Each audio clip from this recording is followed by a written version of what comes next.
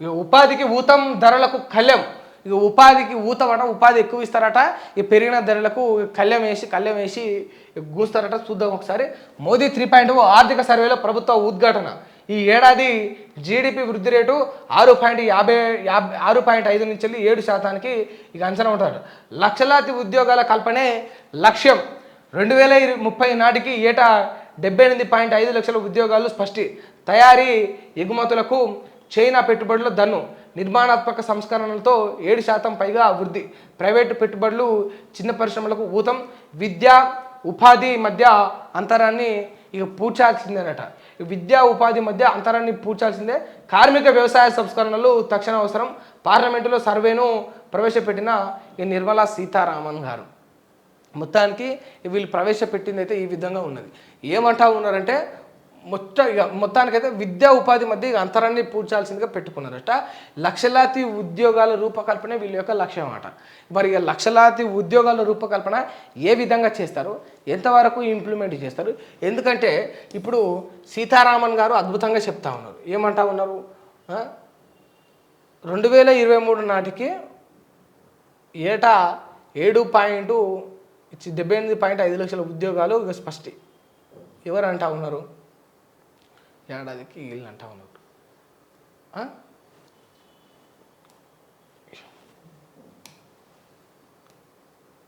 జరుగుతుందని చెప్పేసి అమ్మగారు అన్నారు. అంటే అమ్మగారు అంటే ఈ అయ్యగారు గతంలో ఏం చెప్పారంటే 2 కోట్ల ఉద్యోగాలు ఇస్తా అన్నారు. ఈ అయ్యగారు 2 కోట్ల ఉద్యోగాలు ప్రతి ఏటా 2 కోట్ల ఉద్యోగాలు ఇస్తా అన్నారు. ఇదే అయ్యగారు. ఒకసారి మీకు ఏమైనా డౌట్ ఉంటే మీరు ఒకసారి క్లిప్పింగ్స్ చూడొచ్చు, ఆయన సభలో మాట్లాడిన మాటలు. ఎందుకంటే ఇది చేయలేని నువ్వు ఇది చేస్తావని ఎట్లా నమ్మాలి అనేది కూడా ప్రజల్లో ఒకటి ఉన్నది. మాటలు ఇవ్వడమే కాకుండా గాలికి ప్రజలంతే అంత చులకనైపోయేది. ఇవాళ అనేస్తే అయిపోయా, తెల్లారి కల్లా మర్చిపోతారు అనుకుంటే తప్పు. మర్చిపోయేటోడు ఉన్నా కూడా గుర్తు చేసేటోడు కూడా పుడుతూనే ఉంటాడు, గుర్తు చేస్తూనే ఉంటాడు. మీ యొక్క ఇచ్చిన మాట, మీరు మాట ఇచ్చి తప్పిన విషయాలన్నీ కూడా గుర్తు చేసే వాళ్ళు కూడా ఉంటారు. ఇప్పుడు వాళ్ళు చెప్తా ఉన్నారు 78.5 లక్షల ఉద్యోగాలు ఇస్తామని చెప్పేసి ఇక స్పష్టంగా అయిపోయింది. మరి 2 కోట్ల ఉద్యోగాలు అని చెప్పేసి ఇప్పటికీ 4 ఏళ్ళు అవుతా ఉంది. 3-4 ఏళ్ళని అవుతుంది అలకగా. ఏమైపోయా మరి? ఏం లేదు. ఇప్పుడు దాన్ని ఎట్లా నమ్మాలి? మేము అంశాన్ని ఎట్లా నమ్మాలి? చేస్తారని, ఇది చేయలేని మీరు చేస్తారని ఎట్లా నమ్మాలి? గాలికి గప్పాలు కొట్టుడే వీళ్ళకు ఉన్నది మంచిగా. ఎన్ని చెప్తున్నా మనం వింటాం కదా. కేంద్ర బడ్జెట్ 2047 నాటికి వికసిత్ భారత్ను సాకారం చేసుకునే కలకు పునాది కానుంది.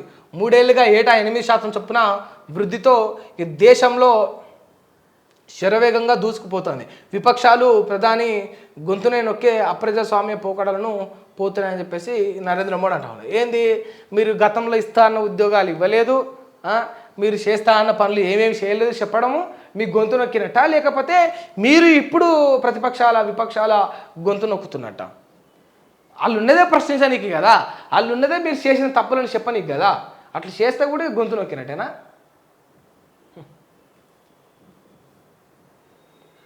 ప్రజాస్వామ్యాన్ని పరిరక్షించండి. ఏపీలో శాంతి భద్రతల పరిస్థితి అత్యంత దారుణం. హత్య రాజకీయాలు రాజ్యమేలుతున్నాయి. హత్యాకాండపై అసెంబ్లీలో నిరసన. గలం వినిపించిన వైఎస్ఆర్సీపీ.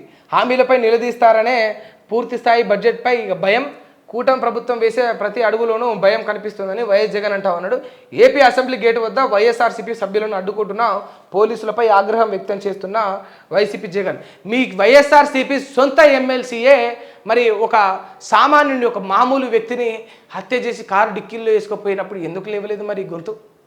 హత్యాకాండ జరుగుతుందంటే మరి మీ సొంత పార్టీ ఎమ్మెల్సీయే హత్య కారణమైనప్పుడు ఎందుకు లేవలేదు మీ గొంతు? ఎందుకు లేవలేదు? మీరుండే తాడిపల్లి దగ్గర ఒక అమాయకురాలైన మహిళ పైన రేప్ చేసి చంపిండ్రు. మరి అప్పుడు ఎందుకు లేవలేదు మీ గొంతు? ప్రశ్నించినందుకు, జరుగుతున్న తప్పులను అవకతవకలను తెలిపినందుకు ఒక ఎస్సీ కులానికి చెందిన ఒక డాక్టర్ని నిర్దాక్షిణంగా గుండు కొట్టించి మరి నరికేసిండ్రే, అప్పుడు ఎందుకు లేవలేదు మీ గొంతు? ఈ దయ్యాలు వేదాలు వల్లించడం అంటే తెలుసా ఎవరికైనా తెలియకపోతే ఒకసారి ఇక నల్లకండు వాళ్ళతో వచ్చి వీళ్ళు చెప్తా ఉన్నారు. ఇన్ను ఆ వేదాలన్నీ కూడా. ఏపీలో శాంతి భద్రత పరిస్థితి అత్యంత దారుణం. ఒక వేదం. హత్యా రాజకీయాలు రాజ్యమేలుతున్నాయి. రెండో వేదం హత్యాకాండపై అసెంబ్లీ నిరసన గలం వినిపించిన వైఎస్ఆర్సీపీ. ఇది పెద్ద వేదం. ఈ దయ్యాలు అవి వేదాలు ఇక వల్లిస్తామనే మనం వినాలే. సరే అది తప్పే, ఈ కూటమిలో జరుగుతున్నవి తప్పే. ఇప్పుడు జరుగుతున్న హత్యలను ఆపాలే, అరికట్టాలే. ముమ్మాటికి పవన్ కళ్యాణ్ గారు కూడా చెప్పిండ్రు, వాళ్ళు ఏదో దాడులు చేసిండ్రు, వాళ్ళు ఏదో ఇబ్బందులు పెట్టిండ్రు, వాళ్ళు ఏదో పోకడాలతోటి పోయిండ్రు అని చెప్పేసి మనం అట్లే పోతే అది మంచిది కాదు. మనం పాలన చేయనీకి వచ్చిన మనం పాలన చేద్దాం, తప్పు చేసిన వాడికి శిక్షలు వేద్దామని చెప్పిండ్రు. అట్లా వివరించాలి. ఇప్పుడు చేస్తున్న వాళ్ళది తప్పే కాదని అనట్లేదు. గతంలో మరి మీరు చేసింది ఏందనేది కూడా ఒక్కసారి పునరావృతం చేసుకోవాలి. చాలామందికి తెలియక మా జగనన్న మాస్ వార్నింగ్ ఇచ్చిండ్రా, వింటేజ్ జగనన్న బయటికి వచ్చిండ్రా అంటే వింటేజ్ జగనన్న బయటకు వచ్చిండు. మరి వింటేజ్లో ఏం జరిగింది ఒక్కసారి చూసుకోండి. ప్రీవియస్గా ఏం చేసిండు జగనన్న ఒకసారి చూసుకోండి. అధికారంలో ఉన్నప్పుడు ఎందుకు మరి స్పందించలేదు జగనన్న చూసుకోండి. చూసుకోవాలి కదా. అంటే బాధ ఏంటంటే అధికారంలో ఉన్నప్పుడు ఏ దాడులు జరిగినా ఏం జరిగినా పట్టించుకోరు. ఇదే రేవంత్ రెడ్డి కూడా నిరుద్యోగులను మొత్తం నా తమ్ముళ్ళు అన్నాడు. ఇట్లా పెట్టుకొని ఈ సంఘాలకు కొంతమంది ఈ సంఘాలకు కొంతమంది పెట్టుకొని నా తమ్ముళ్ళు నిరుద్యోగులకు అందగా మీరు రేవంత్ అన్న ఉన్నాడు అన్నాడు. మొన్న ఇదే నిరుద్యోగులకు సంబంధించి ఆల్రెడీ రేవంత్ రెడ్డి ఎప్పుడైతే మోతీలాల్ గురించి తెలుసో మోతీలాల్ను వెనకేసుకున్నాడు వాడుకున్నాడో ఇదే రేవంత్ రెడ్డికి ఇట్లా మొన్న ఈ రేవంత్ రెడ్డి అధికారంలోకి వచ్చినాక మోతీలాల్ గాంధీ హాస్పిటల్ ధర్నా చేస్తే ఏమనంటే ఫేమస్ గానికి వీడు ధర్నా చేస్తున్నాను అన్నాడు. ఫేమస్ గానికి మోతీలాల్ అనే యువకుడు ఆమరణ నిరాహార దీక్ష చేస్తున్నాను అన్నాడు. అట్లా ప్రతిపక్షంలో ఉన్నప్పుడేమో ఇట్లా, అధికారంలో ఉన్నప్పుడేమో అట్లా. ఎవరైనా అంతే. ఈ దొంగలను ఏం చేయాలో చెప్పుడు మనం. ఈయన నోరేమో గతంలో లేవకపాయే, ప్రతిపక్షంలో ఉన్నప్పుడు వాళ్ళందరినీ చేర తీసుకున్న ఇప్పుడున్న ముఖ్యమంత్రి ఏమో ఇప్పుడేమో విచక్షణారహితంగా మరి దేకకుండా విలువ లేకుండా మాట్లాడబట్టి ఏం చేస్తాం. ఇప్పుడు చంద్రబాబు నోరు లేదు, మళ్ళా వీళ్ళని రౌడీ జగన్ ఒక సైకో అన్నాడు కదా, మరి ఇప్పుడు మళ్ళీ మీరు సైకోలు అయినరా. ఎట్లా చూసుకున్నా కూడా ఈ అందరి దొంగల మధ్య నష్టపోతుంది ఎవడంటే, చచ్చిపోతుంది ఎవడంటే ఎంతమంది వైఎస్ఆర్సీపీ నాయకులు మొత్తం ఎమ్మెల్యేలు ఎంపీలు చచ్చిపోయినరు ఈ యొక్క నరుకులలో ఈ కొట్లాటలలో. ఆ లిస్టు మధ్యతరగతి తనంలో ఉన్నవాడు చిన్న చిన్న కార్యకర్తలు మామూలు వ్యక్తులే కదా ఈ సావులలో ఉండేది. టీడీపీ వాళ్ళకి ఏమన్నా ఉరుగుతుందా, వైసీపీ వాళ్ళకి ఏమన్నా ఉరుగుతుందా, లేకపోతే జనసేన వాళ్ళకి ఏమన్నా ఉరుగుతుందా? ఉరిగేది ఏముండదన్నా. నష్టపోయేదంటే ఇక మనమే. ఇక పిల్లం బిడ్డలు మన పైన ఆధారపడి నమ్ముకున్న మన కుటుంబాలకే కష్టాలు బాధలు అన్నీ ఇట్లా. వీళ్ళైతే అద్భుతంగా బాగుంటారు. వీళ్ళకేం కష్టాలు ఏముండవు, పెద్దగా వీళ్ళకి ఇబ్బందులు ఏముండవు. ఏముంటాయి?